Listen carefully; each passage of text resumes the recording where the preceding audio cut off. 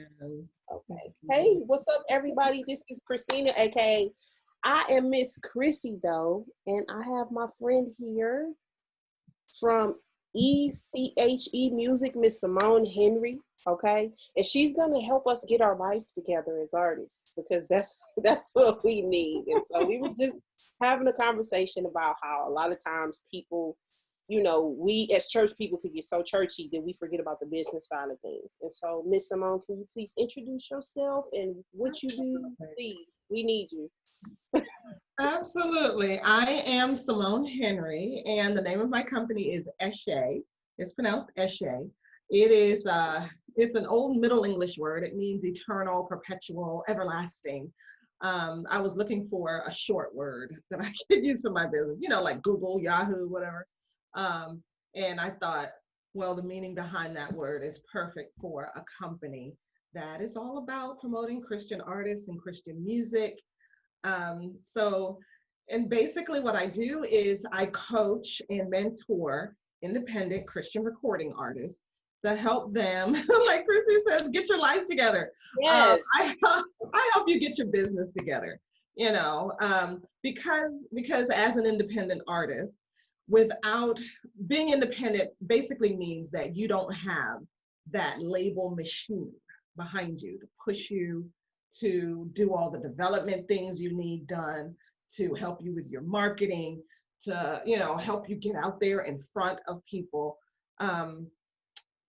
So what I do is I help independent artists do that. I focus mainly on helping you brand yourself, build your fan base so that you can make money with your music.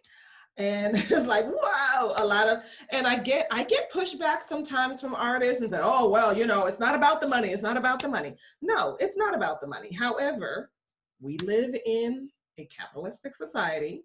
We live in America. Even if you don't live in America and you are in South Africa or in Uganda or in China or in Japan, you still need funds to sustain yourself in your ministry. I know a lot of artists are, they're working their 9-to-5s and they're using their 9-to-5 money to sustain their ministry. Well, personally, I think it's time for you to have your ministry stop picking your pocket and sustain itself. Okay. And a lot of people don't like to say this, even get to the point where you are bringing in enough income that you can step away from the 9-to-5 and do ministry full time. Wouldn't that be awesome? So that is who I am and what I do. Yes, I'm so excited. So what are like 3 mistakes that you see us making as artists? Because we all gonna get a whooping today. I'll be nice. I'm a very nice person. I don't whoop people. Not all the time. We were just talking about how like a lot of times artists will just upload their music to DistroKid and they won't do anything else. And then they'll like wonder, okay, why isn't anybody looking at my stuff, or why am I not getting any streams? Or, you know what I'm saying? So like, what are some things we could do to like get our life together and not just push share on DistroKid and think that that's it? And then that's it, right? Well, like you said, that's not it, right? Once you hit share, now the real work begins. Because what we forget is that we try to think that like, okay, if we drop the project, everybody's gonna love it, everybody's gonna come, and it's gonna be great. Everybody's gonna hear about it. But what artists forget is that nobody's gonna hear about your music unless you actually tell them. Whoa. So that's where the marketing and promotions come in. That's basically you telling people, and it's just like, and I know like Christian people don't like this word, but if you are selling your music, if your music is out there for sale, you are exchanging it for money, you are in business. And every business has to market. Every business has to promote their products, right? The only way that we know that McDonald's has a Big Mac is because they put the commercials up there that tell us that there's a Big Mac.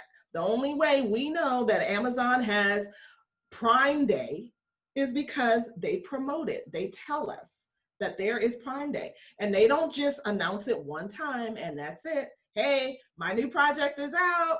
Y'all, is real dope. Y'all go get it. And then we never hear another word about it. No, you have to keep telling people over and over and over and over and over and over again. Why? Because people are living their lives. Nobody's paying attention to you, right? There's this, I wrote this up on social media a little while ago, the 18-40-60 rule. And if you've never heard it, it goes like this. When you're 18, you're all worried about what everybody's thinking about you, right?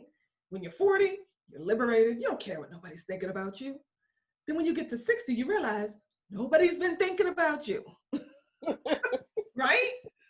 Everybody's living their life. They're not focused.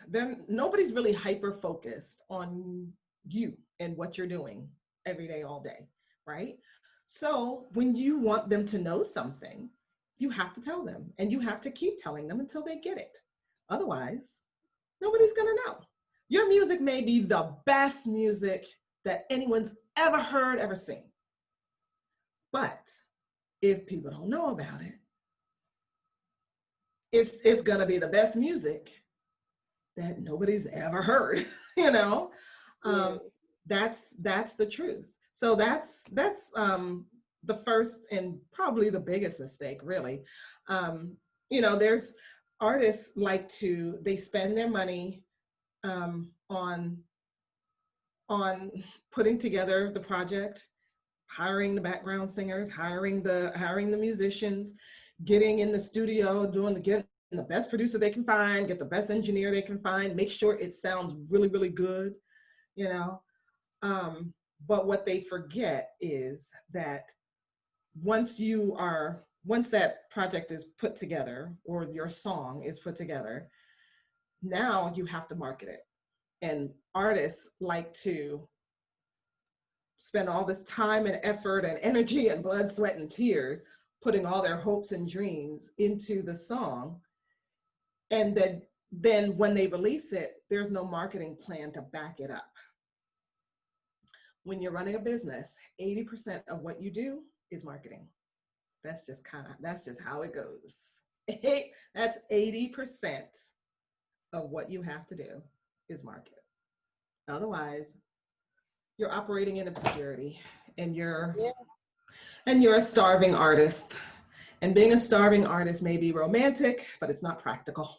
No, it's not. That's why I was like so happy when I saw your profile, and it was like, okay, she helps, because you really don't find a lot of people in this space. And I think like people like to go toward like the secular artists because they feel like it's safer. But it's like you said, it's not just like when you're a Christian and you're doing music, it's not just music, it's like ministry. Like street church music, we, focus on Jesus and trap beats. And so a lot of people who like Jesus and trap beats are either millennials or below, and so we're ministering to the youth.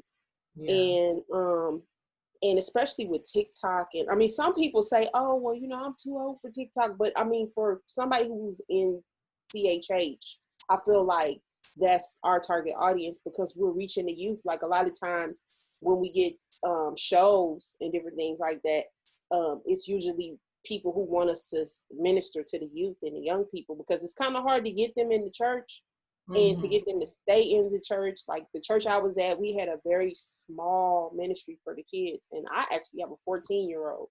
And, he would get bored because it was like once he went from those kiddie classes and he graduated to the older class, it was like we didn't have meetings often, and it kind of get overlooked because we're so focused on like the adults and the babies. And then there's this weird place, but in that time they need us the most, because they're going through puberty and all this other boyfriend, girlfriend stuff. To find themselves and figure out who they are. Yeah. So, so marketing, we have to start marketing, y'all.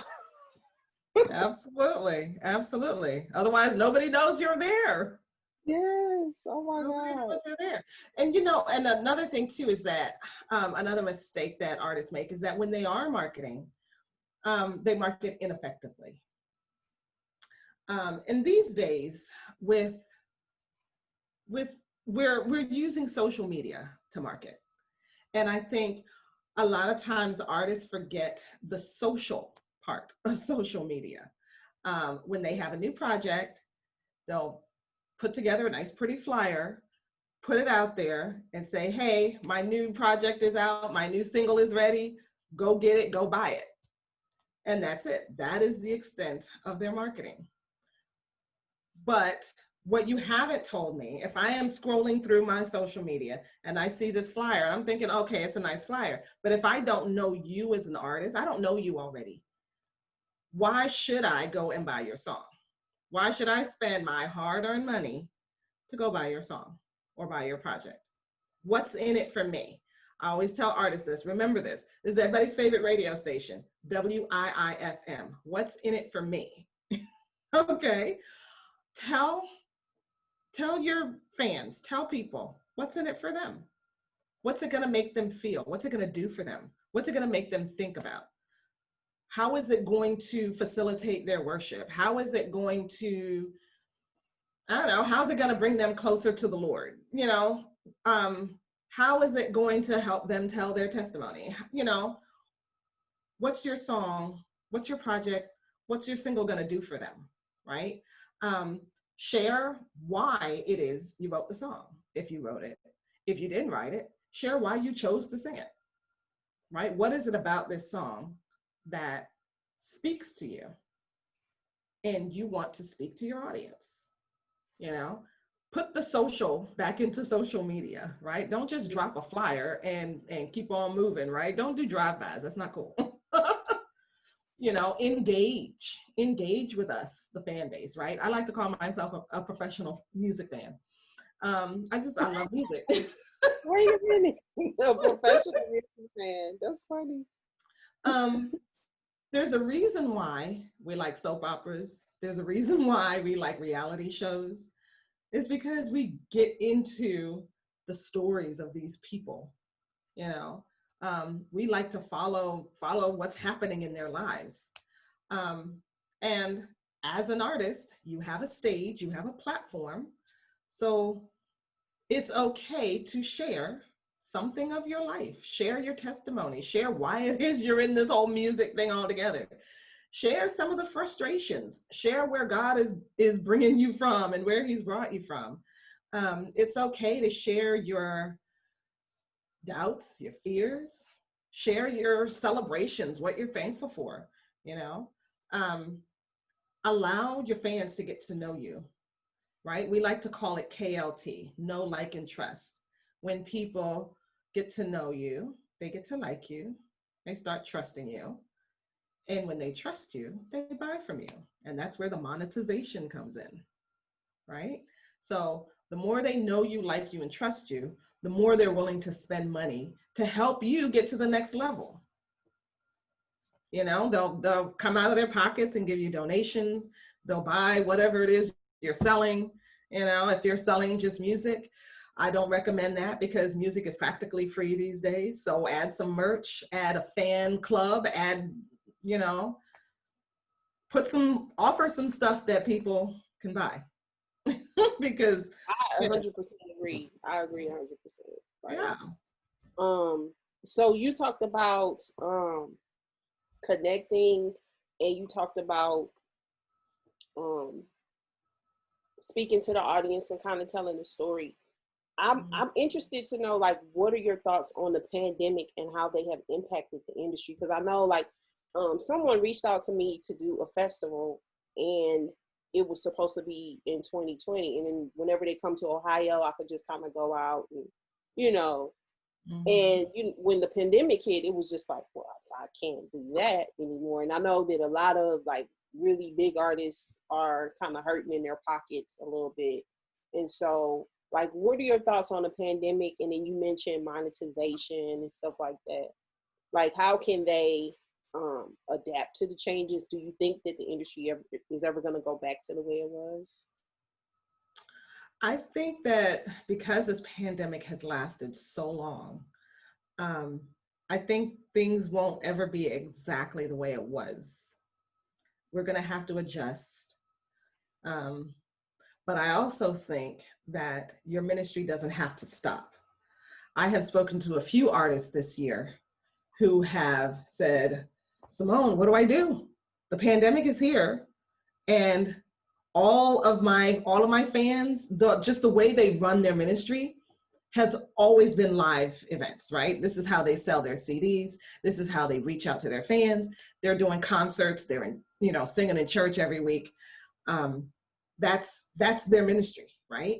And now, once we can't gather in churches anymore, we can't do concert halls and stuff anymore, their ministry has basically shut down. Well, I am here to tell you that does not have to be the case. That does not have to be the case. Um, like me and Chrissy, we are speaking on Zoom. You can do your concert on Zoom. You can do a paid concert on Zoom if you want to, right? And that's some monetization there. Because we can't gather in person, everybody's online. So get with your people online. Email is still a viable way to reach out to your fans and connect with them. I know, like, the youngins, the millennials, probably don't pay any attention to email, but when people sign up for your mailing list, they're raising their hand and they're saying, yeah, I want to hear from you. Send me stuff. So send them stuff, right? Write to them, tell them stories about what's going on in your life. Tell them how you're coping in the pandemic. Ask them how they're coping. Let them talk back to you. Build that relationship. I think that's one of the hardest things for artists is building relationships with fans and with media too, Um, so use the tools that we have to get online. Use Facebook Live, use Instagram Live, use IGTV, get your face out there, get your voice out there, sing to the people, get yourself a USB microphone like I got right here, and sing to the people, talk to the people, do devotionals with the people, collaborate with other artists. It's so much easier to collaborate with other artists now because people aren't traveling a whole lot, so if you're in California, you can collaborate with somebody in Tennessee, and it's easy. Nobody has to travel anywhere. Nobody has to get a hotel room, and when you're done, you're home. No commute. So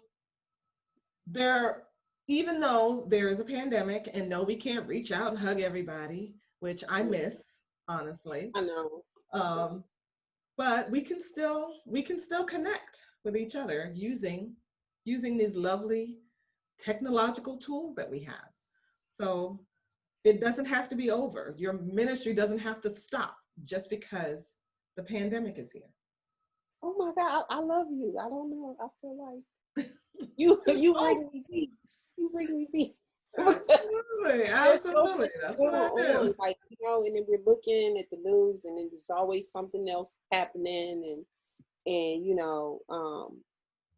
but you have so much, like, so many great ideas as far as just like going digital and using the socials, and not just like, I like the way that you're like giving us examples of things to talk about, because sometimes we get so focused on the music piece that we don't really think about. And then I've seen like artists go live and they'll just be, the only thing they do is just share like the music that's coming out, but they don't really, like you said, tell a story and connect with the people and give a backstory, and just, you know what I'm saying? Like, just taking the curtain back on their life a little bit to let us know what the human side is. And so I love the suggestions that you're making, because I feel like if you don't have a pen and paper, you should probably get one, because sis is dropping major jewels. I'm just saying. Yes. So, how do you feel about mentors? Like, do you feel like that's something that artists should have? Is that something just like for the business world? And also, like, I know a lot of people have teams, you know what I'm saying? So they'll have like somebody for vocal training, and they'll probably just have like their engineers and the people that they collaborate with, their favorite producer. But how important is it for artists to incorporate like business mentors into their team? Like, because I don't know. I have like my certain producers I go to, had to build a studio, because you are right about the collaboration piece. Like, it's easier to collaborate now. One app that I like is Loom, L-U-M, and I find that a lot of people reach out to collaborate with me from that app because it's made like, it's kind of like the Instagram of music. And because I built a home studio, it's easier to collaborate. But I don't know, because the business side, I don't know. I think that maybe we should think about having business mentors or something, because that way we don't have to do everything, you know? Well, that is a fantastic segue because I happen to be a business mentor and coach for independent Christian recording artists. That's what I do. I get together and we do sessions once a week where I coach them and mentor them through setting up and structuring their marketing and structuring their business and making sure that they have systems in place for selling and for using social media in a way that lets people, that does pull back the curtain a little bit and lets people get to know them, get to see them. You know, the more I like you, the more I'm going to want to hang out with you. And if you tell me, hey, donate to me because I'm doing such and such, I would much more likely be willing to do that because I feel like I know you. I feel like we're friends, you know? Right. That, oh my God. Because that's one thing that I see that I'm like, okay, so they're playing music again, but I don't really know them. You know what I'm saying? So Exactly. then I'm like, I really don't connect. Like, I connect on the music side heavy. I'll just be like, oh yes, this is my jam. But then like beyond that point, it's just like crickets for me sometimes. Right.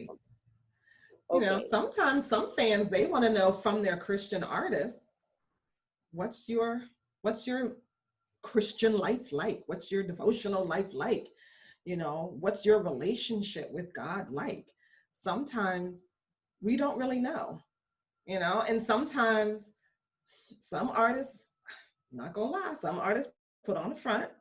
And I Yeah. remember seeing an artist once. I mean, she slayed on the stage. Oh my goodness, just powerful, powerful. And got off the stage and was talking to a friend and was cussing up a blue streak. I was like, wait a minute, what happened? So, you know, sometimes we want to know. Sometimes we want to know that kind of stuff. Like, who are you really? Who are you Yeah. really? You But know? I mean, I think that recently we in the Christian space with the election, um, people have been very nasty because, you know, they believe that, oh, well, if you're a Christian, you're supposed to vote for this person. And I have found that a lot of artists in our space of CHH, because I'm really heavy on the Christian rap. Now I'm into the worship and the Christian rap, but I feel sorry for some of my brothers and sisters in Christ because I see them getting into this controversy with like the media and trolls and just people who want to be nasty about the election. Like even with street church music, like I posted just to, you know, acknowledge who won, and then there was like somebody who came, you know, oh well, you're not supposed to be da da da da, and it's just like I wasn't even like, I just see myself as reporting the news, you know, and I would like to err on the side of only good news. On the radio, because we do have street church music radio. I wanted to do a segment called Good News Only, where because we always get bad news. You know what I'm saying? Like people get all type of things that they're dealing with. And so even though we are reporting the news, I never want to be like considered a gossip site or anything like that. But I do want to be a source of light and the testimony of God's power when you say yes to him, when you give your life to him, when you submit yourself to him.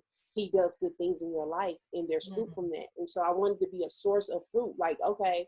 And so when I posted the news, I was, you know, as an African-American woman, I was happy to see an African-American woman in that position.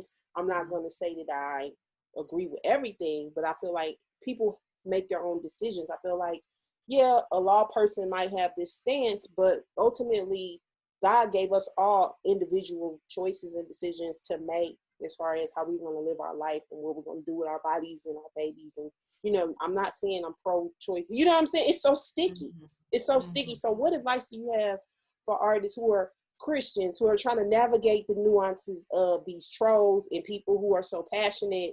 And there's so much, like the race stuff, the the election stuff, the pandemic stuff. It's just like, you want to be open and express yourself, but people could be vicious. Yeah, they can. So it's like, do I think, just jump into the pool, or I would say don't jump into that pool unless you can handle it. Okay. Because a lot of people, you may want to share your opinion. You want to celebrate, celebrate so-and-so winning, or get real, real angry that so-and-so lost, Right. But don't put it out there unless you're ready for, and you can handle the backlash. Oh my God. A lot of people can't handle it, right?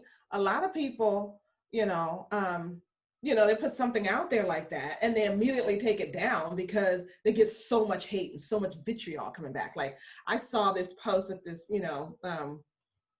he's a radio guy, radio DJ.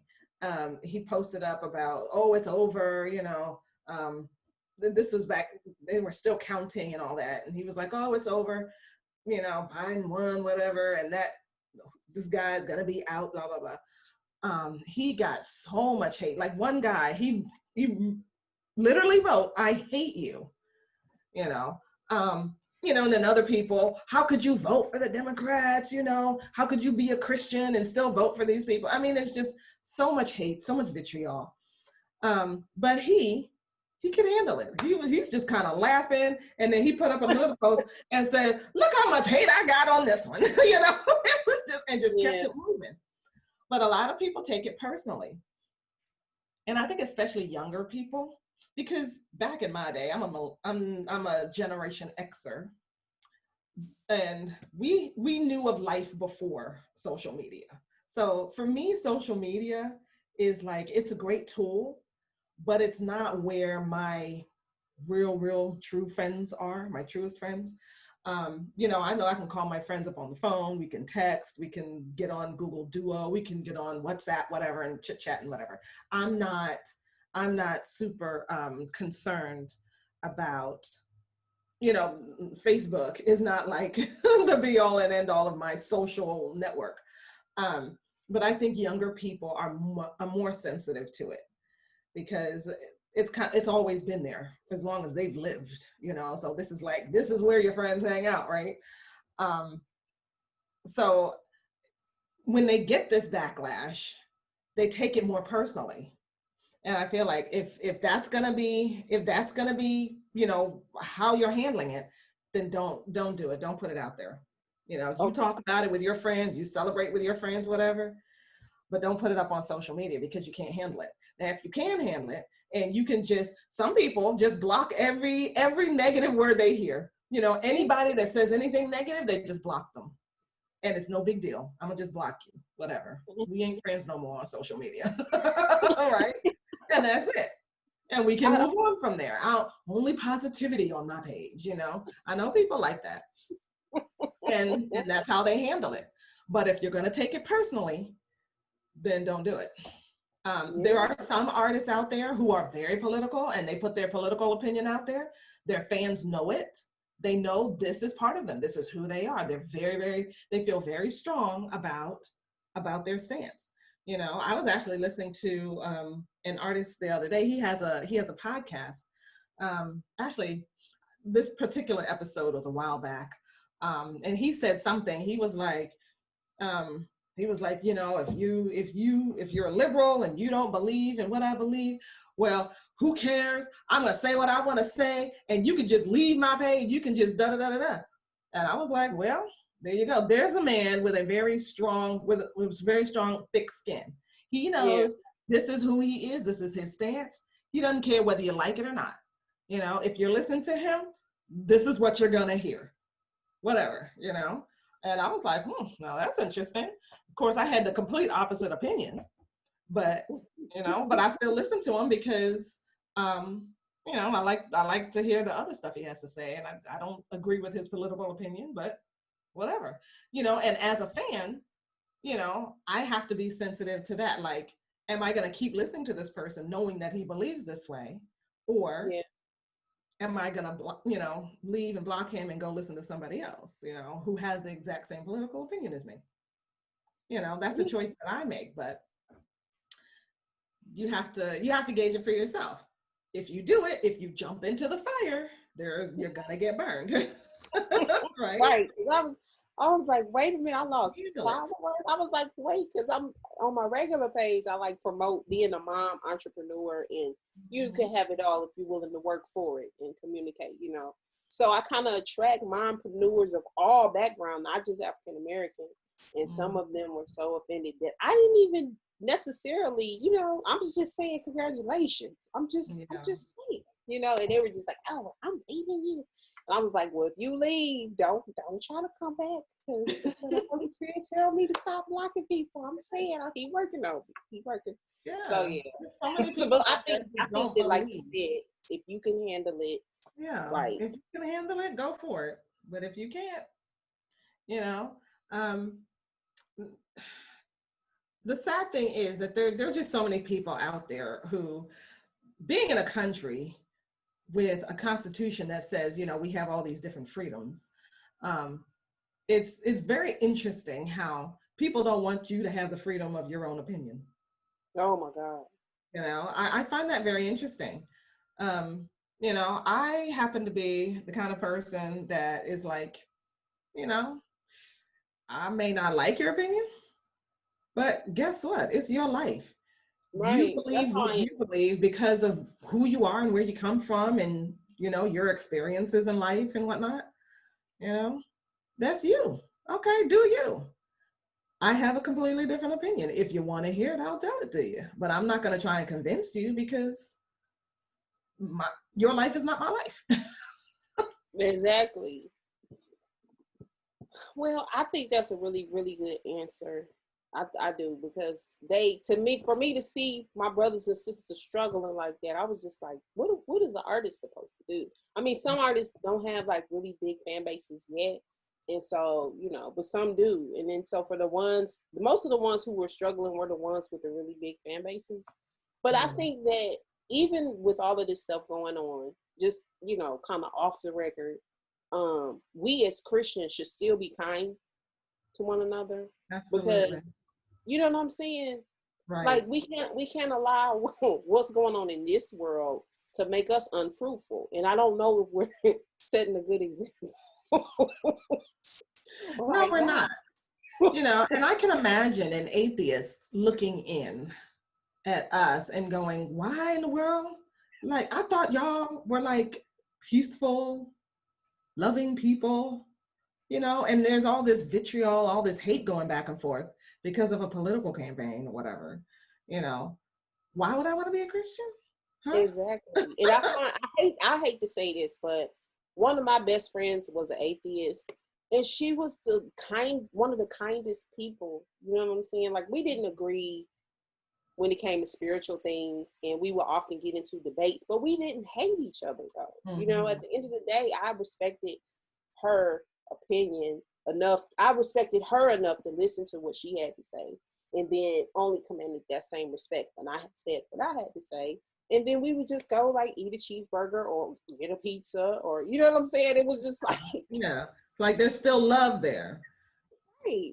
So I don't know. I feel like we should try to still remember, like, pray that God will give us the fruit of the Spirit so that we can still, because I think we minister to people, like you said, when a person was performing, anointed, spirit filled, but when they came off the stage, what is the fruit, or Exactly. What's going on? It's like, so I think artists forget that to be that total Christian, in every area of your life, right? I feel like people want to include Jesus in this area over here, but over here they feel like he shouldn't have anything to do with it, and that's not true, right? God is God in every area of our lives, yeah. So as an artist should remember, on stage you're representing Christ, off stage you're representing Christ. People are looking at you in both situations, so if you're going to do this all the way around, in your public life, in your private life, in your inner life, you know, because every part affects the other part. Yeah, You know, I 100% agree. This, I'm excited. Again, it doesn't really take a lot to get me excited, as you can see. Because from the time we got on here, I was just like, I don't even drink coffee. It's just natural. it's a natural high. Huh? I don't drink coffee either. Off the life, I'm just like that. what they call it, when you write songs, you get the natural dopamine when you get into the zone. But that's how I feel when I talk to people, because I haven't really had like real interactions with people. We talked about a little bit about, you said something earlier about 9 to 5 and being an artist and kind of juggling that thing. And so I want to know your thoughts on the pressure that we as artists sometimes put on other artists, where there's this hierarchy like, oh, well, I'm full time. And, and everybody can't be full time sometimes. Sometimes you have to work a 9 to 5, and, that's okay. Like, to me, that's my opinion, because sometimes God will put you, just like Joseph was in the dungeon and he was, arrested, but he was still in a leadership position and he was kind of enslaved a little bit. But he was learning and his character was being built, and in due time, God kind of brought him up, and I don't think there's like enough people letting people know. So we're all chasing this false narrative of, oh, I want to be full-time, and if I'm not full-time, I'll just front like, I am. So I just want to know your thoughts on, artists working their way through the process. I don't see too many artists putting pressure on other artists to go full time. What I mainly see is artists telling people, you have to have a job. You have to have a job. You have to work. Otherwise, you're not going to make it. And I feel like every artist, nobody knows what's in somebody else's bank account. Nobody knows somebody else's financial habits.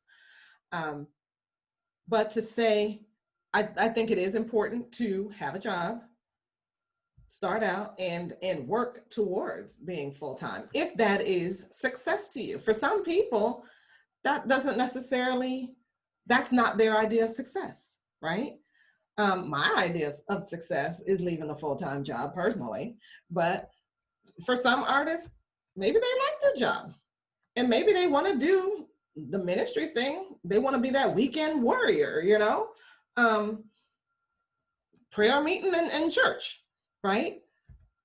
But I don't believe it is a good idea for any artist to put pressure on somebody else to live up to one idea of what success is, because based on who you are, what your desires are, what desires God has given you, success may be something completely different. So success may be, ministering in church every weekend, having a gig every weekend. You good. That's success. For other artists, it's winning every award imaginable, from Rhythm of Gospel to the Stellars, to the Doves, to the Grammys, whatever. Every award, they want to get one. Other artists, success is being able to walk away from the 9 to 5. Or for some artists, maybe success is having an active full ministry while they're in their retirement. Success isn't the same for everybody, right? So for an artist, I believe that you should define what success is to you. What are the goals that you have in your life? What are the desires? What are your dreams? Why'd you get into this? Where do you want to go? Where do you see yourself going? And reach for that. But don't let anybody decide for you what your success is, because their idea of success may not be your idea of success. Oh my God, that is so good, because like because I've dabbled into entrepreneurship, I have a 9 to 5 and I'm juggling street church music and being an artist, because this was born out of frustration of a lack thereof of platforms, and just CHH doesn't really have a good radio station, and so we launched Street Church Music Radio so they can listen to their songs on their phone while they're in their cars, you know, because a lot of times people in this space don't even get that chance to be able to hear their stuff on the radio. So I'm like, no, they spent money on studio time. We about to get on the radio so they can, you know, drive around. And so, but I think when you were talking about success, one thing in one of the business exploits that I had, they were really big on personal development. And I remember listening to this audio book. I don't know if it was Nightingale or it was one of those people, either Carnegie or one of those old school people. And he was talking about success. And he was saying, like, it's the same thing you were saying. He was saying, like, it's relative.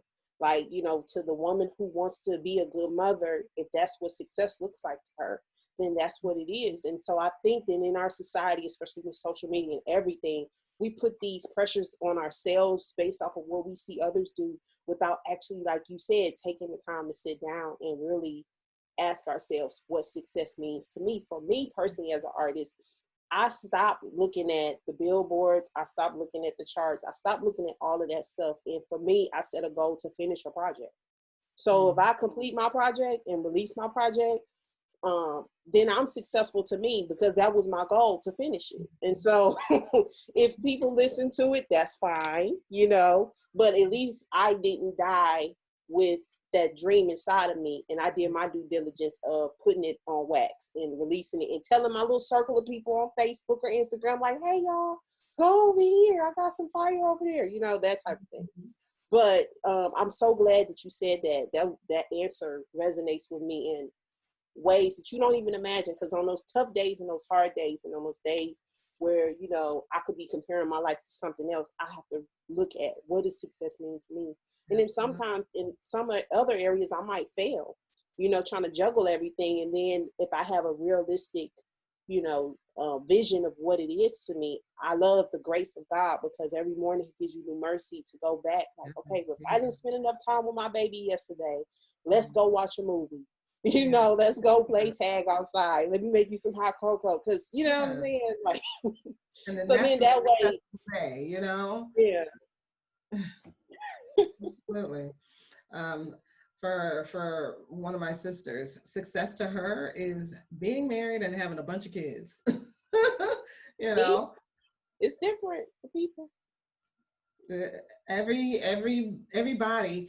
God is He's such a God of variety, really. He created us.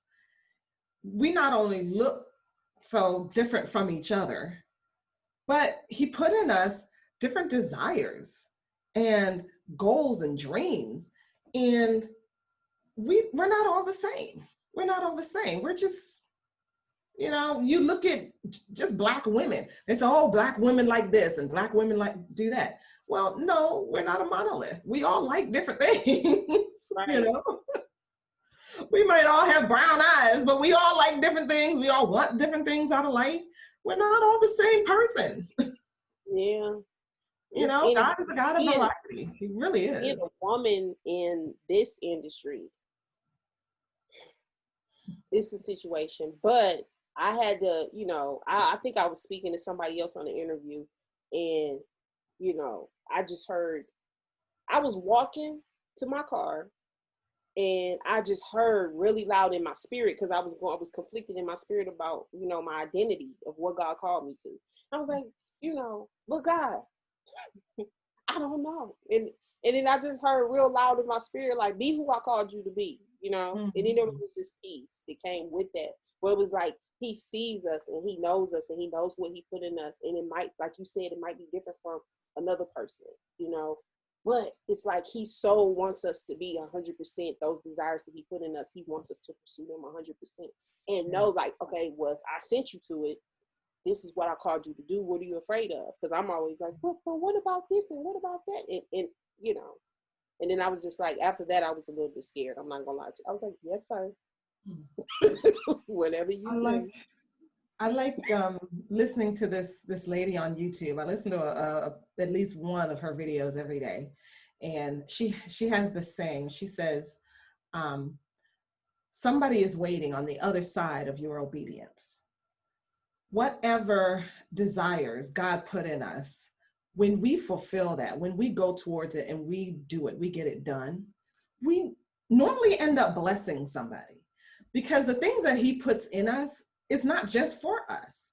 The gifts that he gives us, he gives us the gift to then give someone else, right? So if you have the gift of singing, a gift of rapping, a gift of producing great music, a gift of, putting together, you put together a radio station for these artists to fulfill their dream of getting their music out there. And then somebody hears that music and it speaks to their soul and it stops them from committing suicide or something. Or, it stops them from running away from home because they're sick of their parents or whatever, all of these desires that God has put in us, it's for something. It's for, because all of us don't come from perfect families. We've all been hurt in lots of different ways. Then the desire that somebody else has to put their music out there can speak to me and lift me up and stop me from doing something crazy because I'm mad at my husband, at my mama, at my father, at my sister, whatever, Mm-hmm. We really have to, and that's where this whole marketing thing comes in. And we're using social media to share our testimonies and allow people to get to know us and where we come from and who we are as people, because that testimony that we have can help somebody else overcome some hurt that they're dealing with in their life. God doesn't give us these things in a vacuum. Just because, we might have a desire for a big house and a nice car.